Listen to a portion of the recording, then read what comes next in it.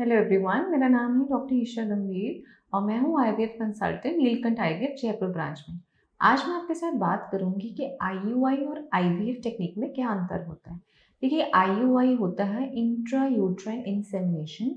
इस टेक्निक को हम कब यूज़ करते हैं? इस टेक्निक को हम उन केसेस में यूज़ कर सकते हैं जहाँ पर या तो अनएक्सप्लेन इनफर्टिलिटी हो या फिर मेल इनफर्टिलिटी हो, लेकिन जो पुरुष है उसके वीर्य में जो स्पर्म काउंट है वो कम से कम 10 से 15 मिलियन पर एमएल के बीच में होना चाहिए।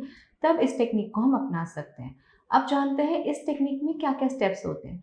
देखिए, इसमें हम जब महिला का पीरियड आता है तो महिला के दूसरे दिन से उसको कुछ दवाइयाँ देकर उसके अंडाशयों में 1 या 2 फॉलिकल को विकसित कराया जाता है, और जब यह फॉलिकल अच्छी तरीके से विकसित हो जाते हैं तो जो मेल पार्टनर है उसका सीमेन सैंपल लेकर उसको अच्छे से लैब में वॉश करके मोटाइल स्पर्म्स को डायरेक्टली महिला के जो यूट्रस है वहाँ पे एक कैथेटर के माध्यम से रख दिया जाता है, जिससे कि अंडे से उसके मिलने की संभावना और फर्टिलाइजेशन की संभावना नेचुरली तरीके से बढ़ जाती है।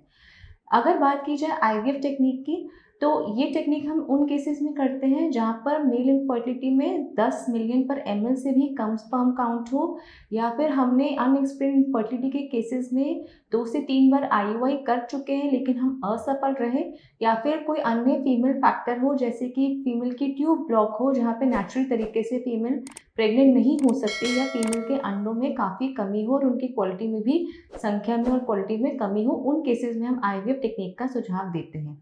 अब बात करते हैं इस टेक्निक के क्या क्या स्टेप्स होते हैं। इसमें हम महिला के दूसरे तीसरे दिन से उसको बाहर से इंजेक्शंस देकर उसके अंडाशयों में सामान्य से अधिक अंडों को विकसित कराते हैं, और फिर अंडों को हम बाहर निकालते हैं ओवम पिकअप प्रोसीजर के द्वारा, और इन अंडों के सामने हम हज़ारों की संख्या में स्पर्म को रख दिया जाता है। और ये जो फर्टिलाइजेशन होता है अंडे और स्पर्म का, ये बॉडी में ना होकर लैब में होता है। फिर लैब में जब ये अंडे और स्पर्म फर्टिलाइज होते हैं तो 3 से 5 दिन तक हम इनका भ्रूण स्टेज तक, डे 3 और डे 5 स्टेज के भ्रूण तक का डेवलपमेंट कराते हैं, और फिर इन भ्रूण को ही डायरेक्टली हम बॉडी में ट्रांसफ़र करते हैं, जिसको हम बोलते हैं एम्ब्रियो ट्रांसफ़र।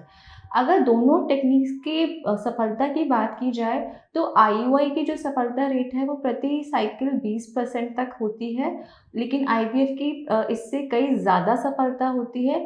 हालाँकि आईयूआई का जो कॉस्ट होता है वो आईवीएफ के मुकाबले कम होता है, लेकिन सफलता की अगर बात करें तो आईवीएफ की सफलता इससे कई अधिक होती है। यदि आपको इन दोनों टेक्निक्स के बारे में और कोई अधिक जानकारी चाहिए तो आप नीचे दिए गए नंबर पर हमसे संपर्क कर सकते हैं, या फिर नीलकंठ आईवीएफ में आके हमसे परामर्श ले सकते हैं।